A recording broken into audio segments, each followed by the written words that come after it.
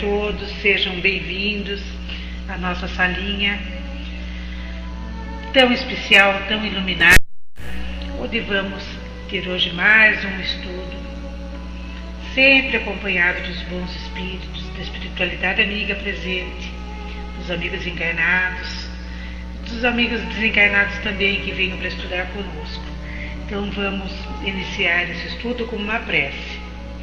Pai, se pudéssemos enumerar as maravilhas com que nos abençoastes, acredito que jamais terminaríamos. Por isso, se assim pudessem ser enumeradas, eu teria a ousadia de começar por este sentimento de amor que faz meu peito se agigantar. É o reflexo da tua intercessão amorosa junto a nós que se faz irradiante em meu ser. E é a continuidade das promessas do Mestre Jesus, que nos disse que onde um ou mais estivessem reunidos em seu nome, lá ele também estaria, e que me permite aqui estar, em plena demonstração do desprendimento e da caridade. É a sensação de paz e aconchego por perceber que nada é impossível, embora o caminho seja árduo, e o nosso empenho tenha de ser sincero e profundo. Obrigada, Pai, por tudo isto. Sei que teus filhos são gratos e reconhecidos, mesmo aqueles que não te nomeiam, mas sabem que não estão vivos apenas por estar. Sê conosco, como tem sido, para que estejamos cada vez mais contigo. Obrigada, Pai. Que assim seja, graças a Deus. Silvia, seja bem-vinda. Então agora eu vou passar para a Andréia, para darmos continuidade ao estudo.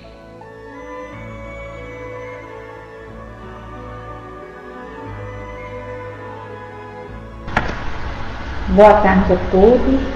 Vamos então ler do livro Agenda Cristã, capítulo 4, em favor de você mesmo.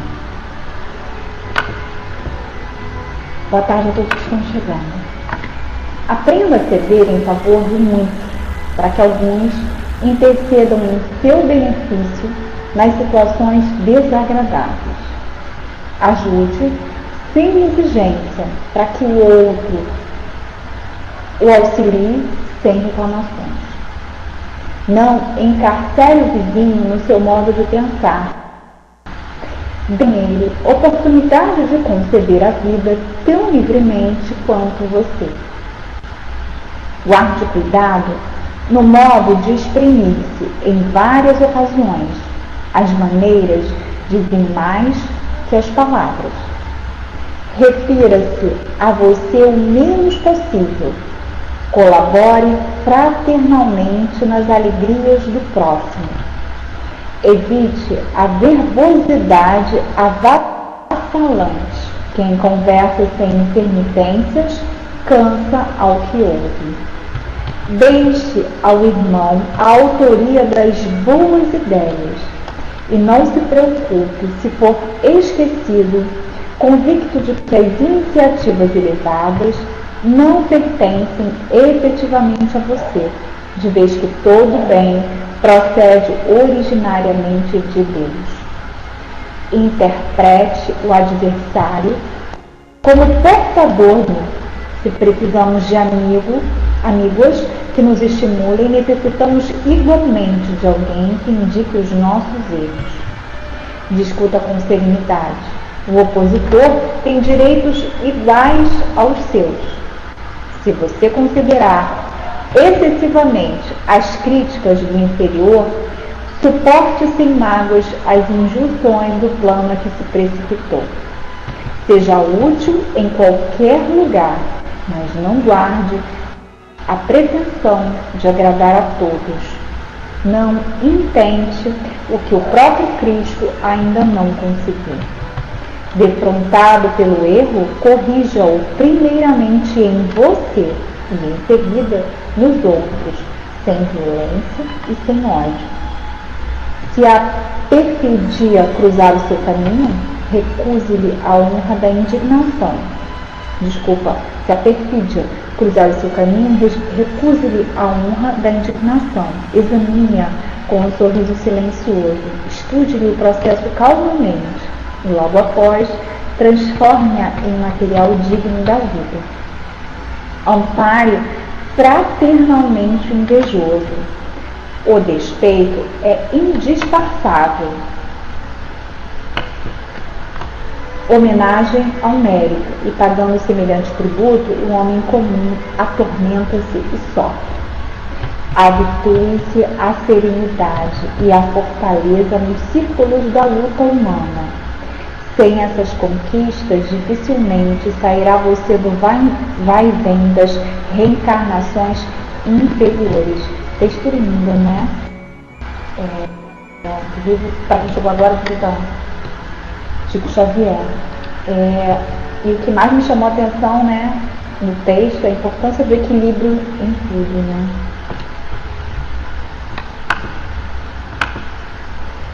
Linda, né? Tô passando um então.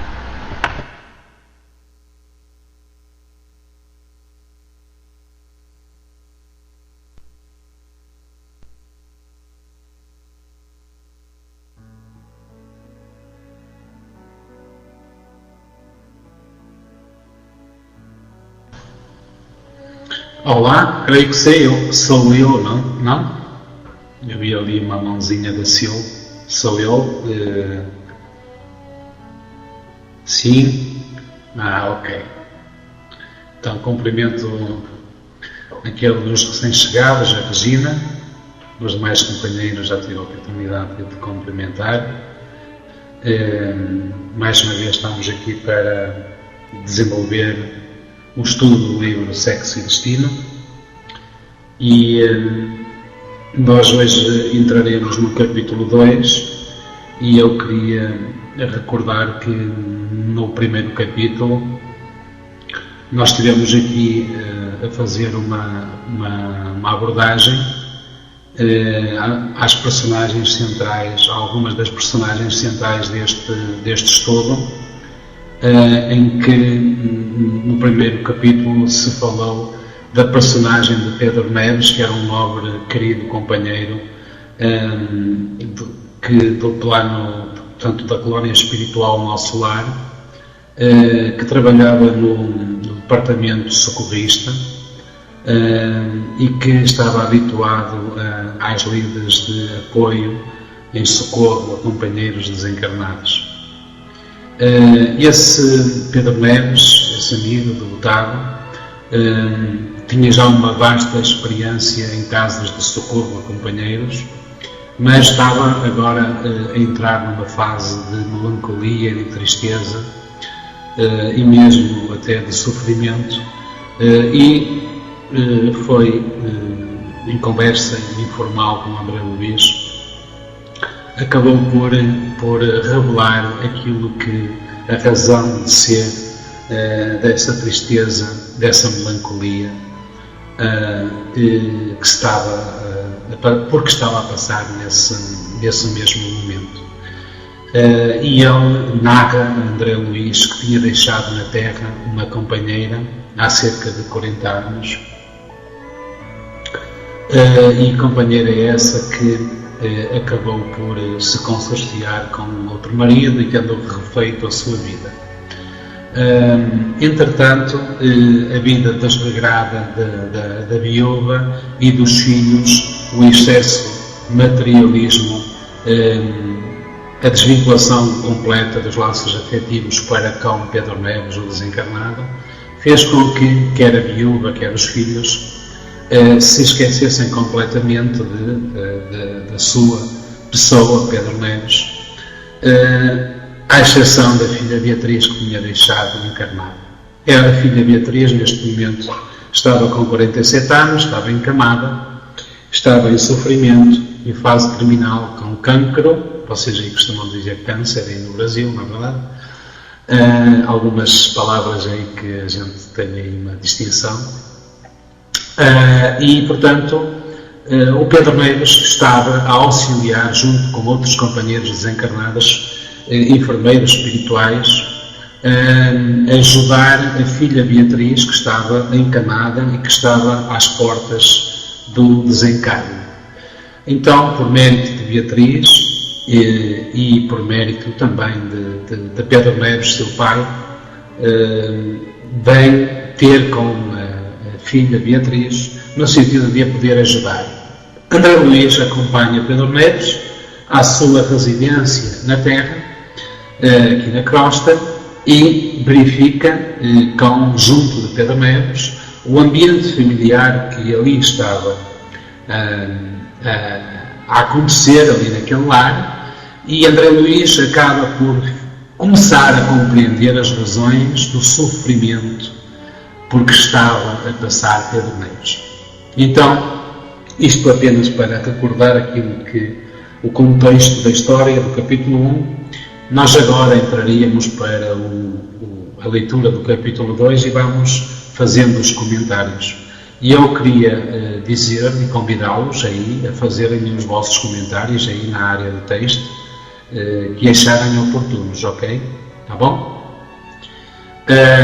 E então, no capítulo 2, iniciando a leitura, diz-nos André Luís: repousava Dona Beatriz no leito bem posto, patenteando enorme cansaço. A doença, de certo, consumia-lhe a forma física, desde muito, porquanto, aos 47 anos de idade, mostrava o rosto singularmente engelhado e o corpo leve. Refletia ensimismada, tristonha. Fácil de se lhe ver a preocupação ante a crise iminente. Ideias a lhe fluírem, vivas e novas, indicavam que se habituara à certeza da desencarnação próxima. Notava-se-lhe, fixada no pensamento, a convicção do viajante que atingira o término de espinhosa trilha, da qual, por fim, lhe competia sair. Portanto, Dona Beatriz estava consciente da sua situação, sabia que estava às portas da morte e estava conformada com a situação, não estava revoltada, não tinha medo de desencarnar. Há muita gente que tem medo, não é? Tem medo de desencarnar. Com certeza, por causa da consciência que acusa de alguma coisa, tem medo. Aqui não era o caso de Dona Beatriz, ela estava consciente. E nós vamos ver então, diz-nos André Luís, conquanto tranquila, inquietava-se pelos vínculos que aprendiam no mundo. Apesar disso, visualizava as portas do além, plasmando formosos quadros íntimos, como quem sonha à luz de vigília, e recordava Neves, seu pai, o pai que perdera na infância, como se visse prestes a recuperá-lo, em definitivo, tal extensão do amor que os acolchetava um ao outro. Então ela estava preocupada com o marido e com o filho que deixaria aqui ainda encarnados na terra, mas por outro lado alegrava o facto de saber que poderia encontrar-se novamente com o seu pai, que já tinha desencarnado há cerca de uns 40 anos, Pedro Neves. Então, diz André Luís, observamos, porém, sem dificuldade, que a alma infectuosa da enferma se dividia mais fortemente na terra entre o esposo e o filho, dos quais se reconhecia em gradativo processo de inevitável separação. No aposento acolhedor, que alguns interesses ataviavam, tudo transparecia limpeza, reconforto, assistência, carinho. Ante o leito, encontramos sisudo enfermeiro desencarnado que Neves abraçou, demonstrando guardá-lo à conta de imensa estima. Então, estava ali por merecimento, não é? E sob o comando da espiritualidade amiga, um enfermeiro de nome Amaro, naquele quarto, não é? A acompanhar de forma permanente a enferma Beatriz. E, portanto, a espiritualidade a agir, a atuar, a ajudar junto dos encarnados. Apresentou-nos Amaro. Temos aqui André Luís, amigo e médico, que doravante nos partilhará os serviços. Saudámos-nos cordialmente. Neves inquiriu atencioso: o irmão Félix veio hoje? Sim, como sempre, respondeu Amaro. Informei-me então de que o irmão Félix, desde muitos anos, era um superintendente de importante casa socorrista ligada ao Ministério da Regeneração em nosso lar. Famoso pela bondade e paciência, era conhecido como sendo um apóstolo da abnegação e bom senso. Portanto, ali junto da enferma Beatriz, havia o companheiro, o médico, assistente espiritual, o enfermeiro, tinha também a companhia do seu pai, Pedro Neves, que estava em condições de poder ajudar, e tinha também a superintendência, ou seja, alguém que estava acima deles, sob o ponto de vista espiritual, que diariamente também vinha fazer um acompanhamento do estado de saúde de Beatriz. Então, a trabalheira que nós damos, não é? Isto, separarmos um bocadinho para pensar, não é? Nós damos trabalho a muita gente. Um só dá trabalho a muita gente. Não é? Portanto, muitas entidades espirituais ali a ocupar-se ali da Beatriz. E então, diz André Luís, não dispunhamos, entretanto, de qualquer tempo para considerações pessoais. Dona Beatriz experimentava dores agudas e o companheiro mostrou o propósito de aliviá-la, através do passe confortativo, conquanto a senhora se via aparentemente a sós. Em grande prostração física, revelava profunda sensibilidade mediúnica. Então, à medida que a doença avançava, os liames da ligação do espírito ao corpo vão se gradualmente desfazendo, não é? E aí entra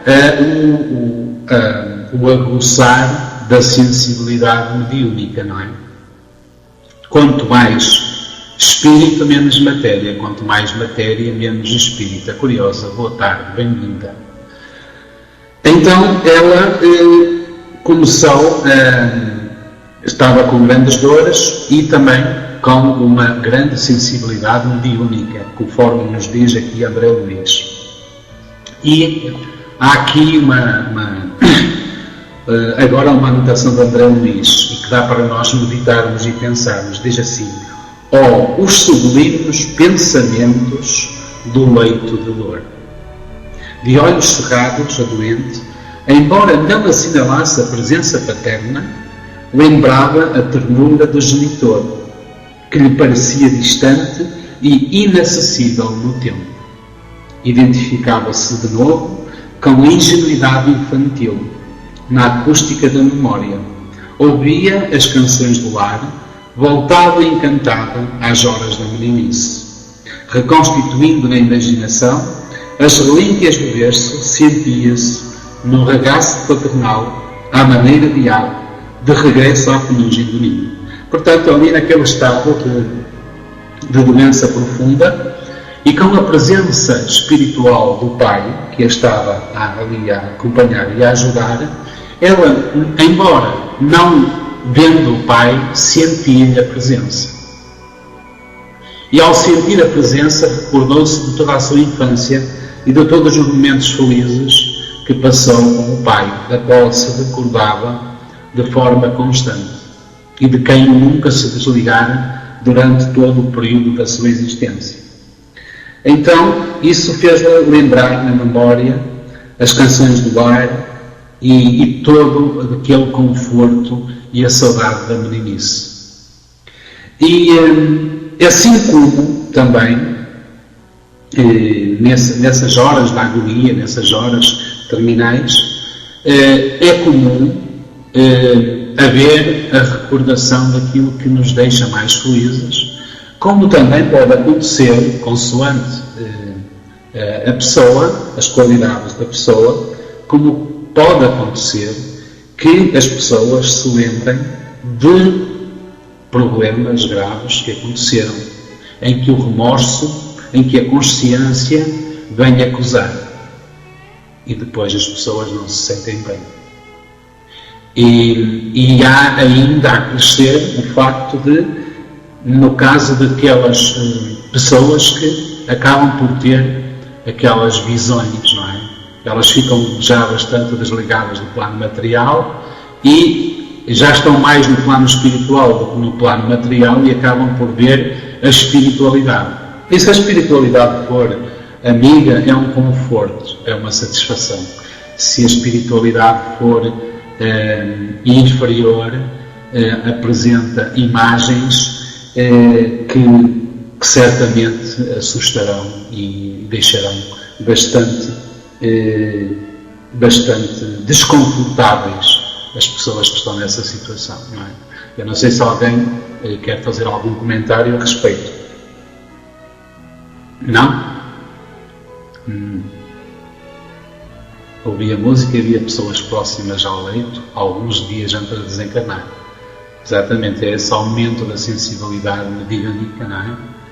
Em que, provocada precisamente pelo desligamento dos laços espirituais, não é? Da matéria, da influência da matéria, que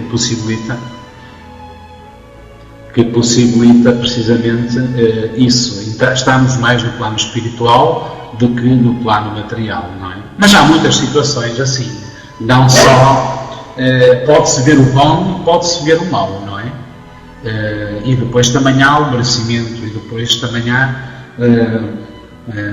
toda a evolução da pessoa, os conhecimentos da pessoa, a moralidade da pessoa, não é? Então, vamos continuar aqui. Dona Beatriz chorava. Lágrimas de enternecimento inexprimível perolavam-lhe a face.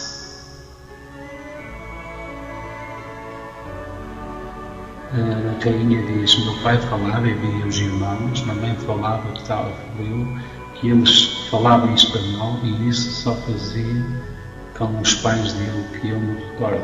Portanto, era uma prova de que era realmente o pai, não é?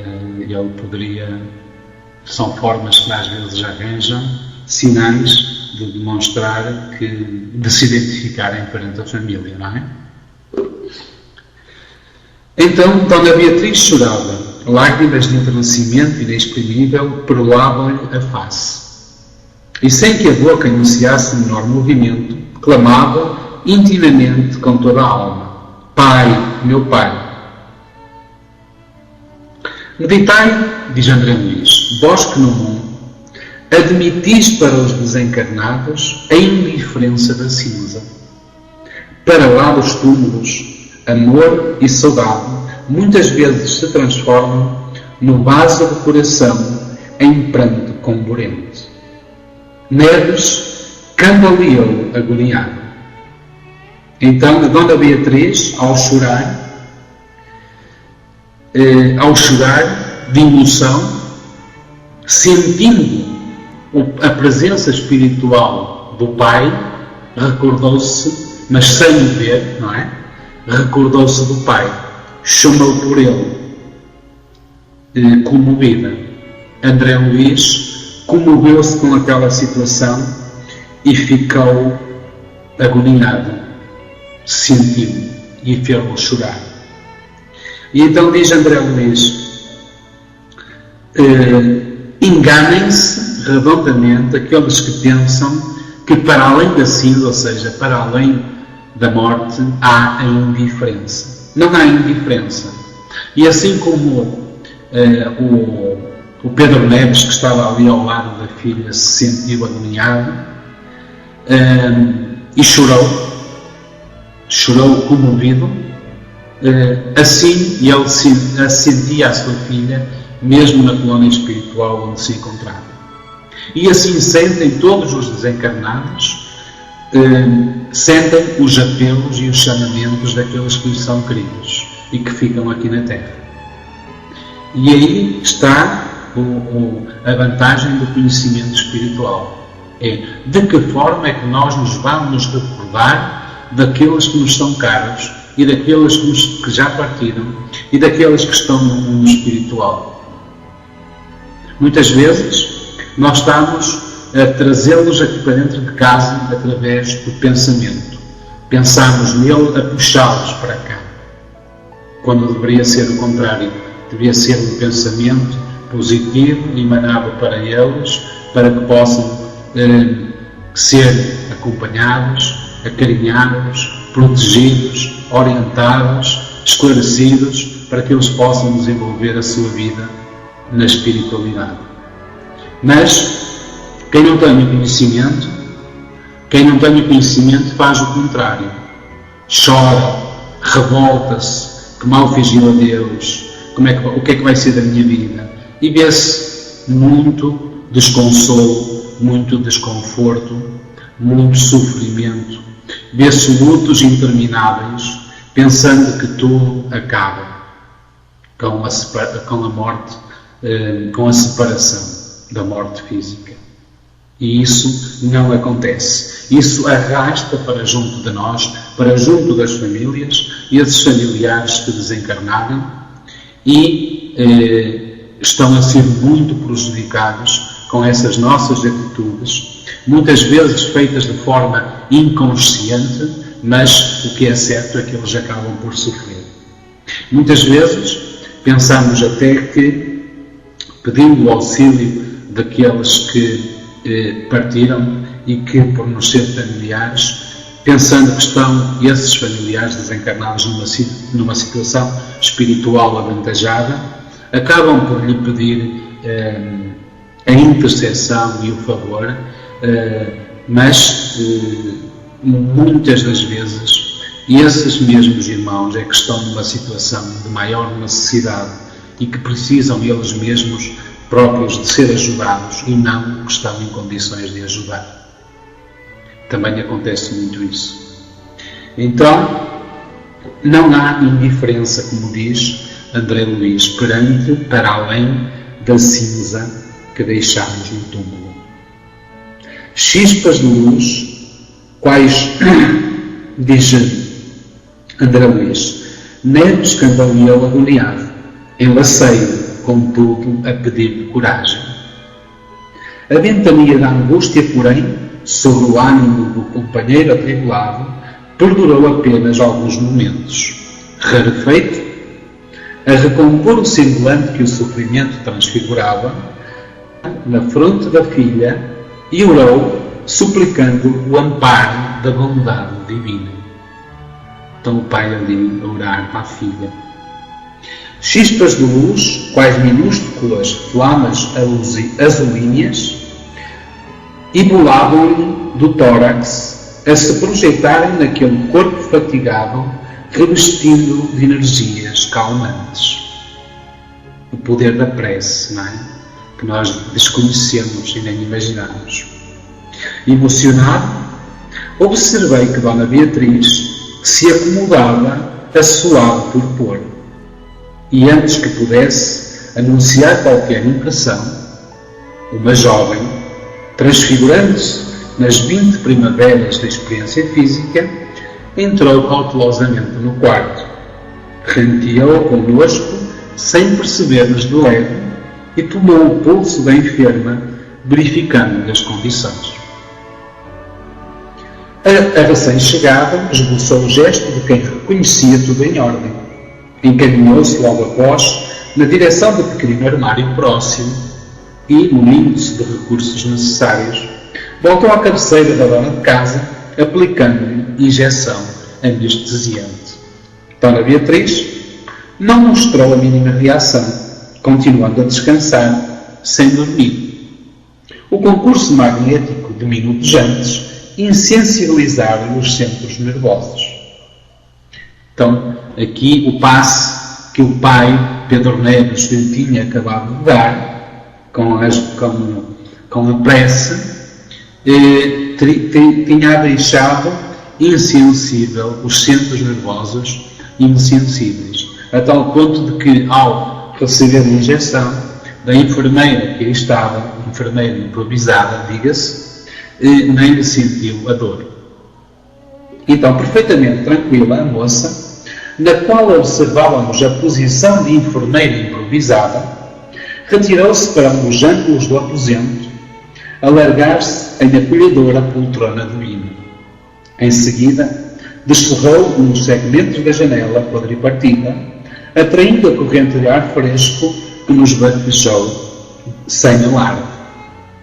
Respirando à saciedade, a jovem, com grande surpresa para mim, acendeu um cigarro e passou a fumar distraidamente, dando a ideia de quem diligenciava fugir de si mesmo.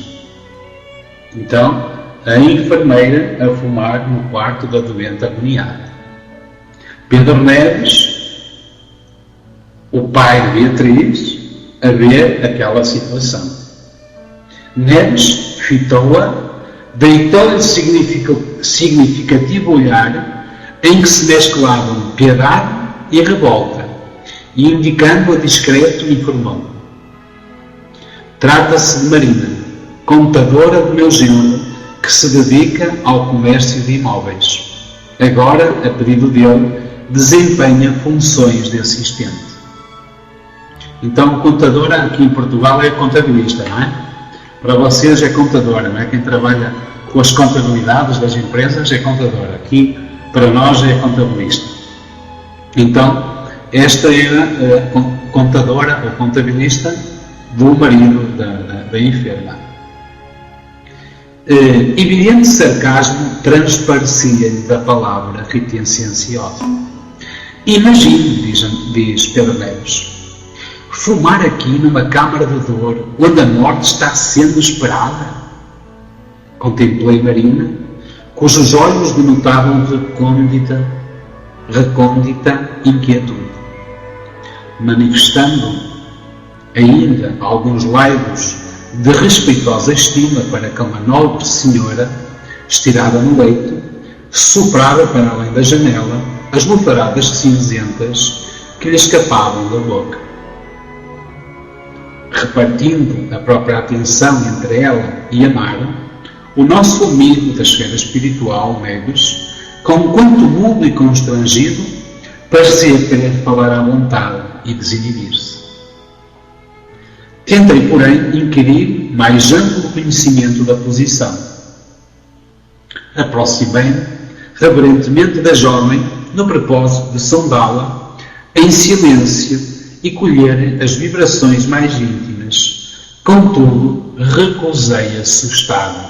Então, Pedro Neves vai tentar perceber a personalidade daquela jovem que estava ali a ajudar a Beatriz e assustou-se. Diz André Luiz: estranhas formas, pensamentos, retratando os hábitos e anseios, em contradição com os nossos próprios propósitos de socorrer a doente, fizeram-me para logo sentir que Marina se achava ali a contragosto. A sua mente vagueava longe. Quadros vivos de esfuziante agitação ressomavam-lhe na cabeça.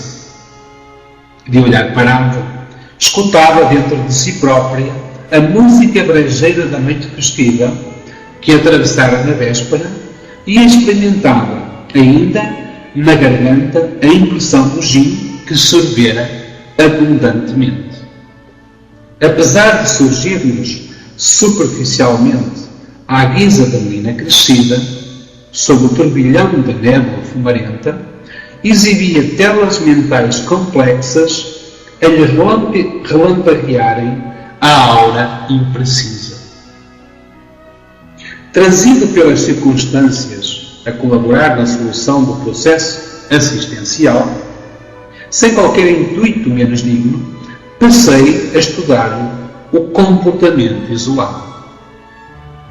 A medicina terrestre diz André Luiz, no futuro, para atender com eficácia ao doente, examinar-lhe-á, com minúcias, a feição espiritual de todas as peças humanas que lhe articulam a equipe. Respeitoso, iniciei os apontamentos de ampla anamnese psicológica. Então, André Luiz vai sondar as criações mentais que eram exteriorizadas por Marina e vai ficar surpreendido com o seu estado íntimo. E diz, diz André Luiz, Marina apresenta a princípio a figura de um homem amadurecido, cunhada por sua própria imaginação, a repetir-se muitas vezes acima da fronte.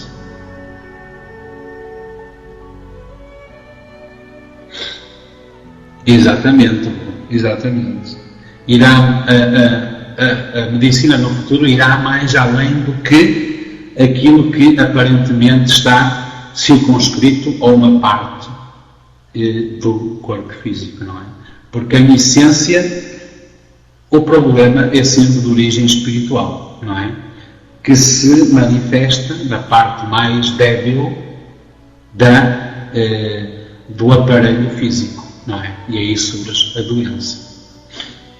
Mas aí ainda teremos que andar algum tempo, não é?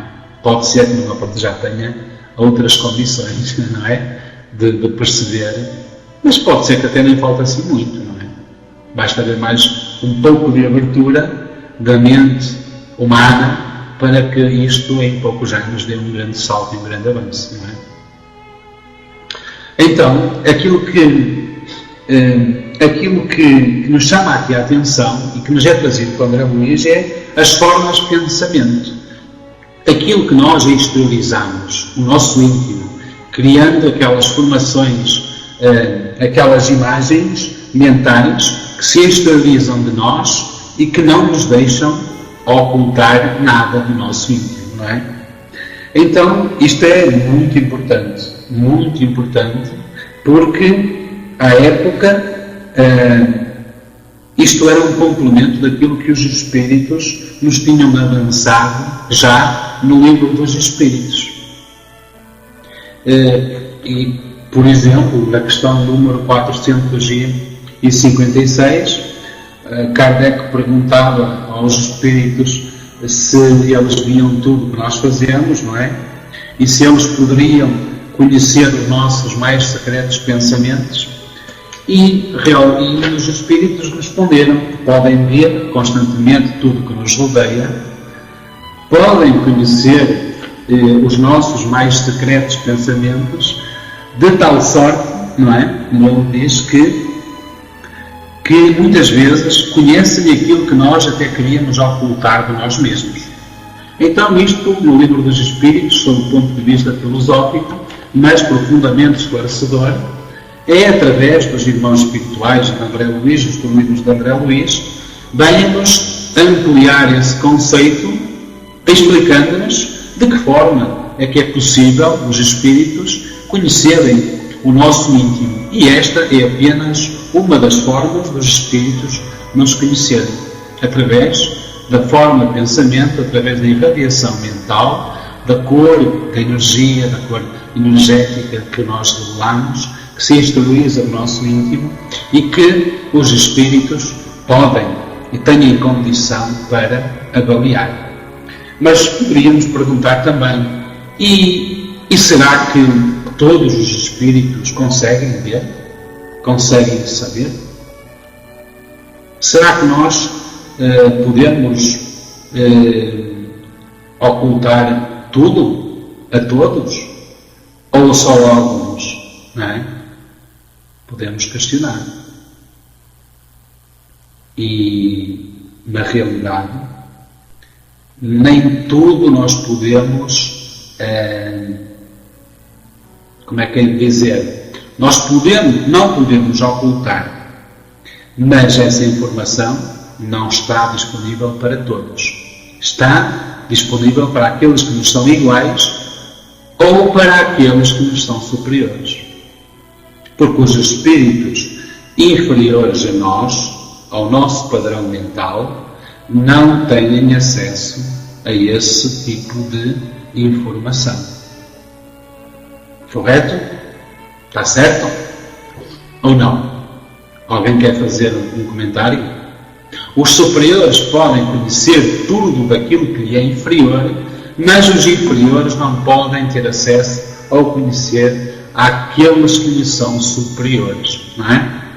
É o caso, por exemplo, de irmãos que estão desencarnados nas zonas umbralinas, em que não têm noção da permanência a entidades espirituais do nível mais evoluído. Aliás, tem que haver até um baixar o nível e intensidade para que esses irmãos possam estar aí. E estando aí, nem sempre eles são vistos. Daí a importância dos médiuns, e daí a importância e a necessidade dos centros espíritas, através dos médiuns, para poder ajudar esses irmãos mais materializados e, portanto, menos esclarecidos. Não é? Em reuniões mediúnicas, diz a Regina, fica claro que acessamos a mente uns dos outros quando vemos quadros que desconhecemos. Aí pensamos, eu também passei e vi isto, e pensamos, estamos tendo acesso à mente de alguém. Sim, uns com maior sensibilidade, outros com menor sensibilidade, mas no plano espiritual isso é uma regra, que não deixamos margens para dúvidas àqueles que nos partilharem a companhia, não é? Nós iremos para onde merecermos e estaremos com outros iguais e outros superiores, e a esses, perante os iguais e os superiores, não é? Nós não poderemos ocultar nada de ninguém.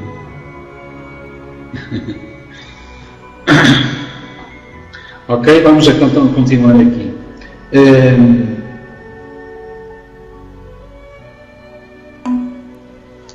Diz André Luís que passou a estudar então o comportamento íntimo da irmã, da enfermeira. Respeitoso, iniciei os apontamentos de ampla amnésia psicológica.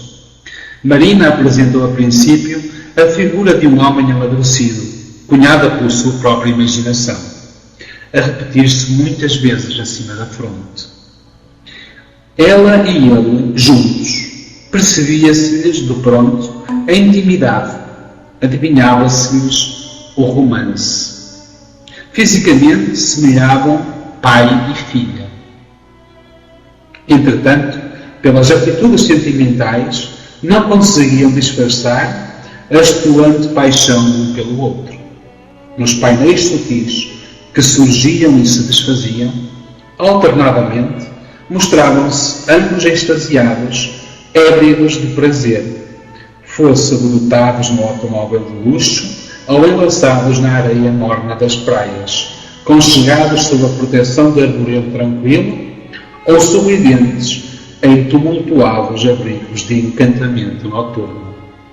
Deslumbrantes paisagens de Copacabana ao Leblon desfilavam por admirável fundo pictórico. Então, a moça, a Marina,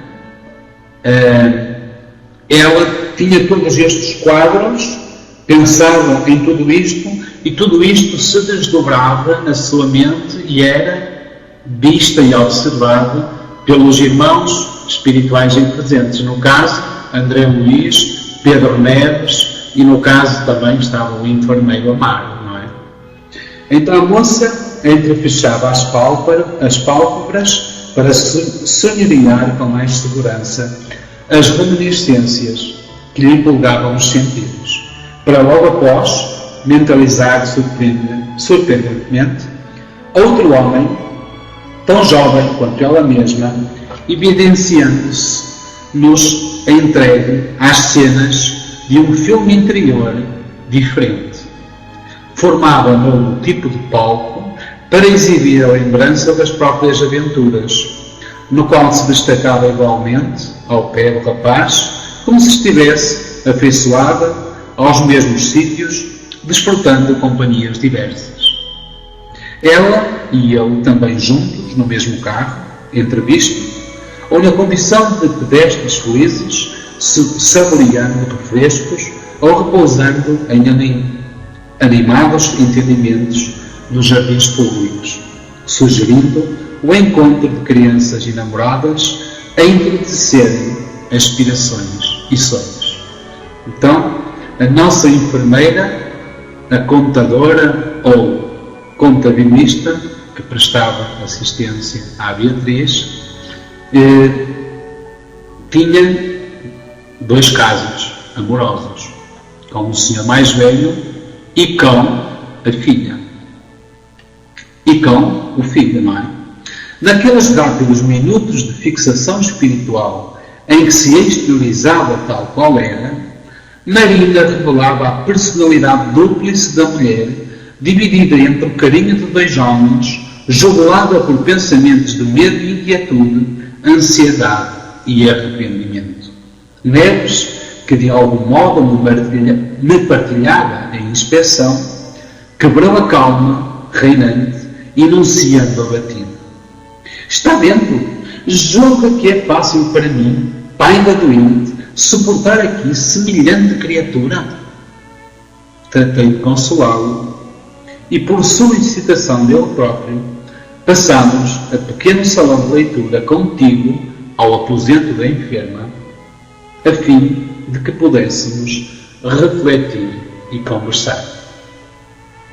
Então, o que nós vemos aqui é que André Luiz acabou por se inteirar daquilo que entristecia fortemente Pedro Neves, que era o facto de ele, apesar da sua condição já bastante desenvolvida, de ser um nobre servidor do Ministério do Auxílio da colónia espiritual Nosso Lar, apesar de ter sido uma pessoa culta, evoluída e de desempenhar nobres funções e habituado a lidar com as dificuldades, com os sofrimentos alheios, estava agora a sofrer porque, de volta ao seu lar doméstico que tinha deixado aqui em conto encarnado, encontra a família com um estado de degradação moral.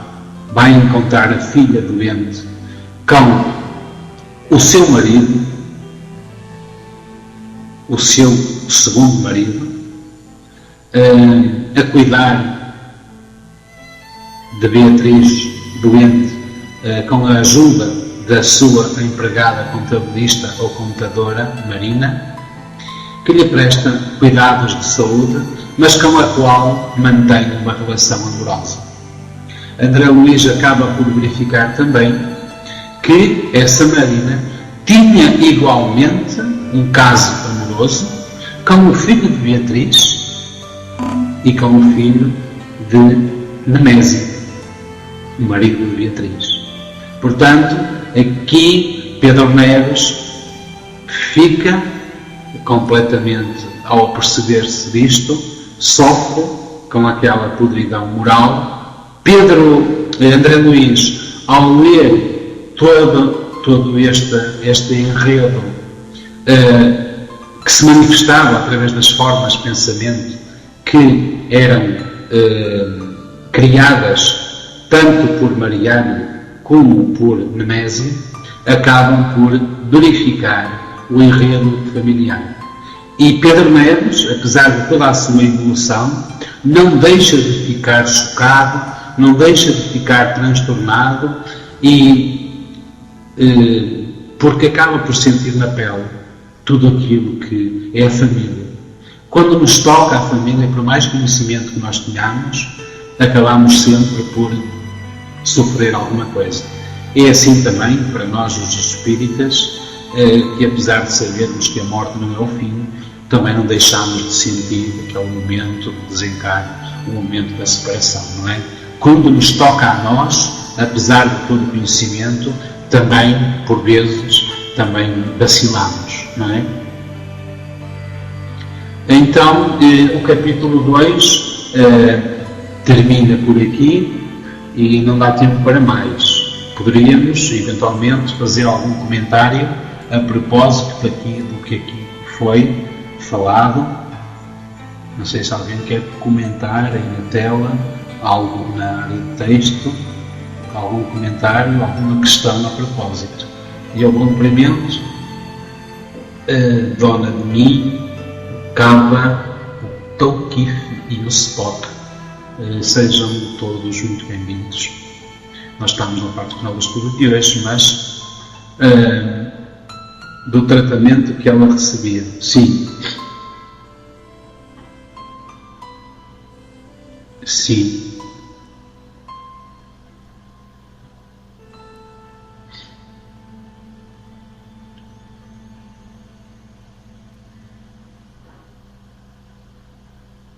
Ah, sim, claro. Sim, claro.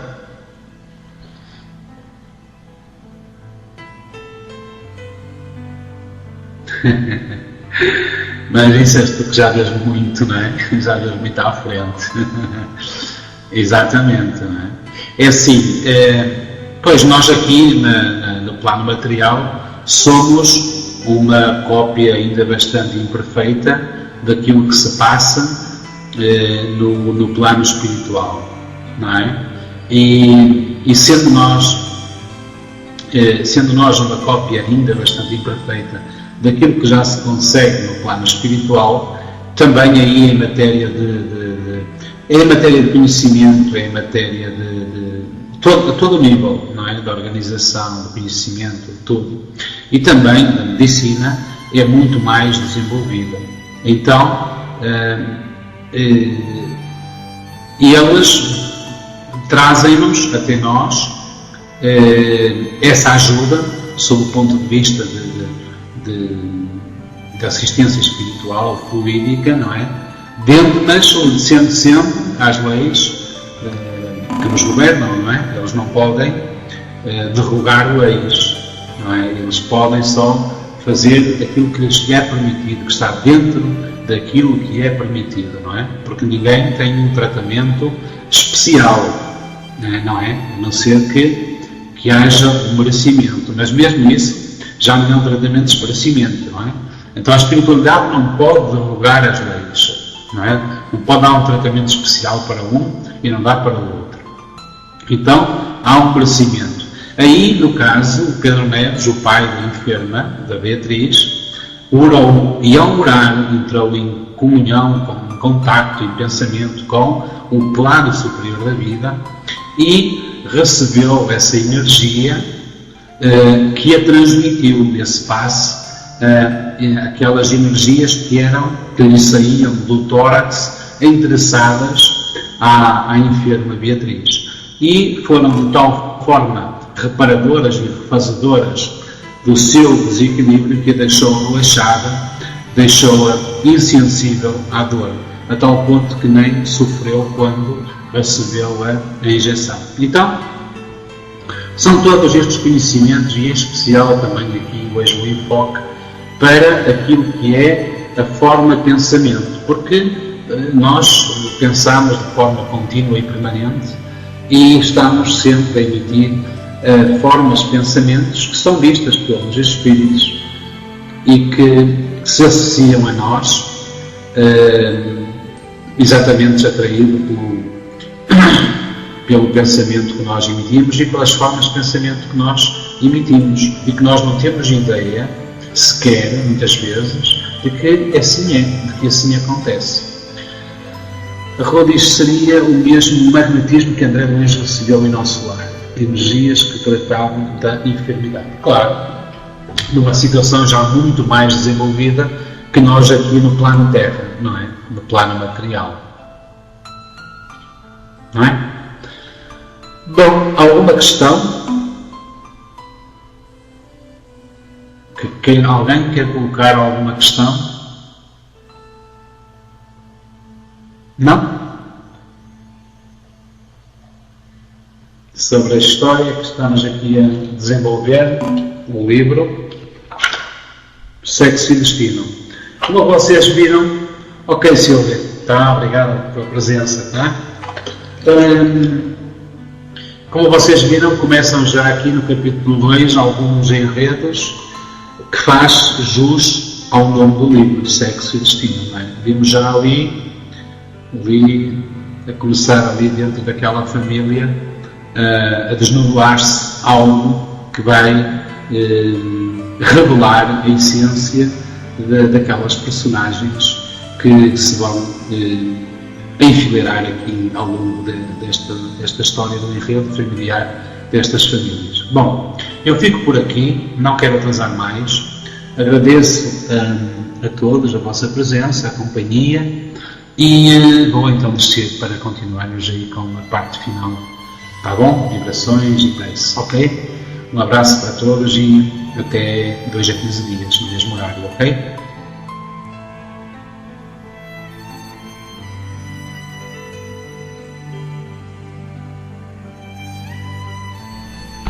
Olá, boa tarde a todos novamente. Carlos, muito obrigado pelo estudo, foi maravilhoso como sempre. Esse livro é muito bonito mesmo.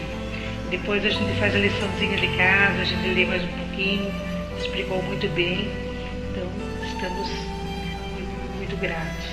Então agora eu convido agora é o momento das vibrações, eu convido a nossa amiga Rô para levantar a mãozinha. Você já pode colocar os nomes na área de texto ou até mesmo pensar na pessoa que esteja precisando. Que com certeza, a gente pedindo com fé, todos vão receber. Passando, Rô.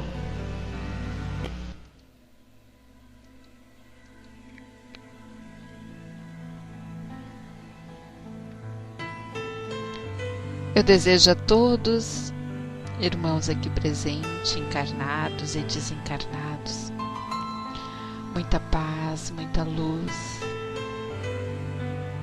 muita serenidade em nossos corações.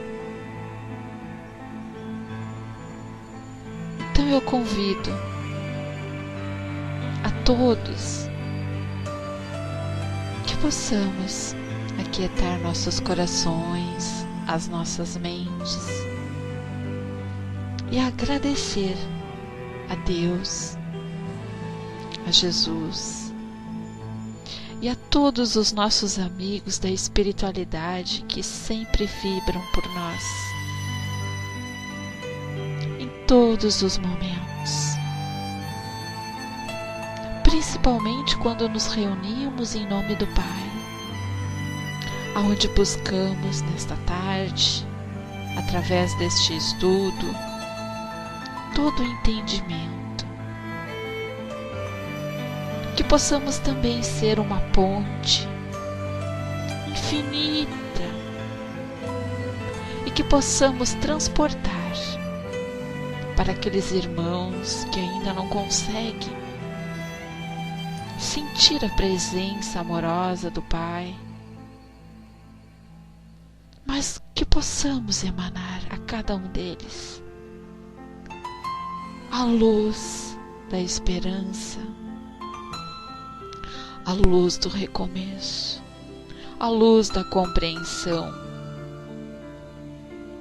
que possamos sempre servir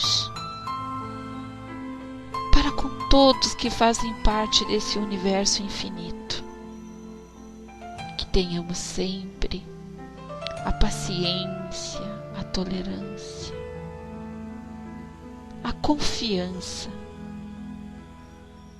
a fé, para que cada um de nós possamos continuar nos transformando no nosso interior,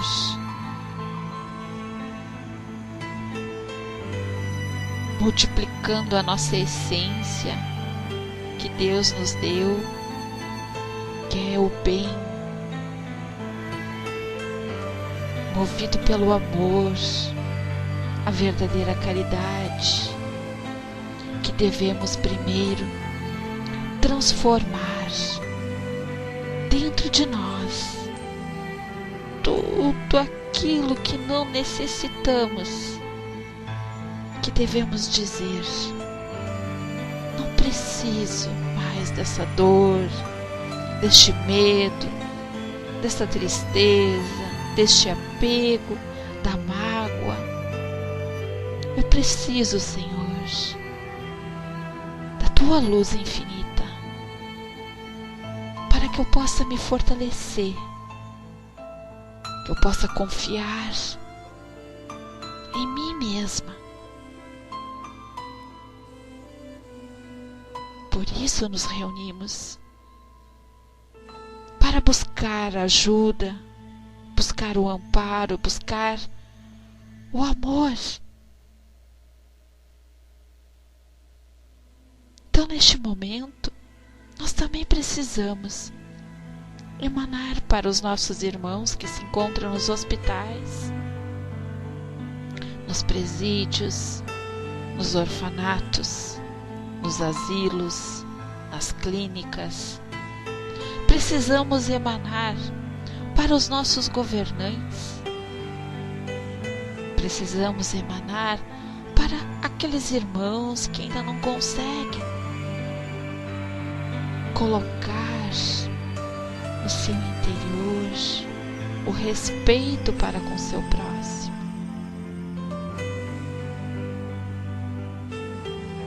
Que possamos sempre, ao erguer a bandeira da doutrina, sentir o que realmente nós buscamos em nome do Pai. Que a nossa transformação moral ela possa ser de dentro para fora. Que possamos respeitar todas as casas espíritas, todos os dirigentes, todos os trabalhadores e todos aqueles que vão em busca do amparo. Sabemos que na espiritualidade existe amigos que vibram por cada um de nós e acreditam na nossa transformação, pois eles sempre se reúnem em nosso benefício, seja no laboratório médico, na espiritualidade, preparando cada gotícula, cada energia, cada fluido para nos emanar, colocando em nossas águas, aonde podemos buscar o fortalecimento, este bem tão precioso que Deus nos dá gratuitamente. Temos que ser gratos por tudo que Ele nos oferece, até a dor, a perca. Agradecemos, Pai, pois são essas oportunidades que nos movem a lutar, a conquistar e a renovar as nossas atitudes. Obrigada por esta tarde, obrigada por poder termos uma sala onde nos reunimos para nos conhecer, para poder amparar a cada um que sempre abre a porta do seu coração e as janelas da alma, aonde podemos tocar o nosso amor, a nossa paz, a nossa fé e a esperança. Então, neste momento, a espiritualidade amiga adentra em nossos lares e vão recolher tudo aquilo que não necessitamos. Eles vão fluidificar cada cantinho da nossa casa. E neste momento, nós recebemos o nosso passe virtual dos amigos, começando pela nossa cabeça, passando pelos nossos olhos, pelo nosso nariz, pela nossa boca, pelos nossos ouvidos, a nossa garganta, o nosso peito, o nosso coração, nosso estômago, a nossa barriga,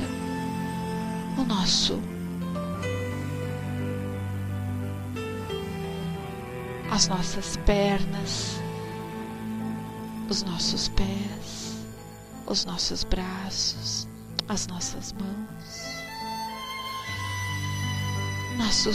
nosso fígado, nosso rim, as nossas células, a nossa corrente sanguínea.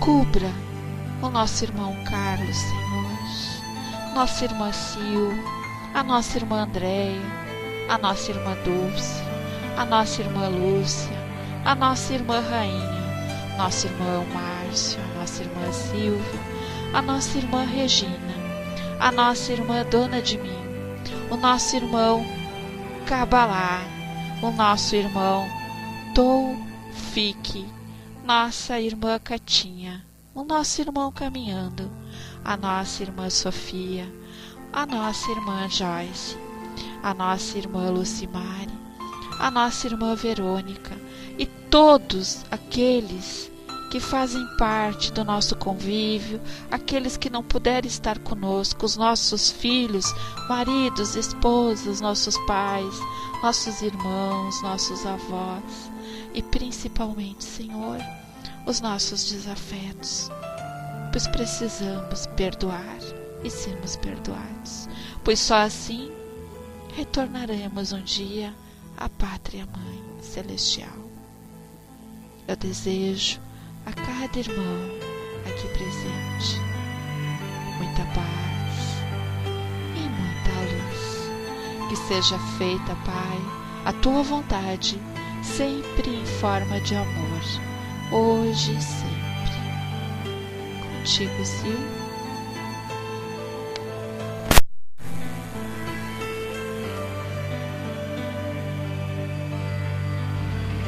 Obrigada, Rô, por essas vibrações maravilhosas. Obrigada, Carlos, mais uma vez por esse estudo maravilhoso.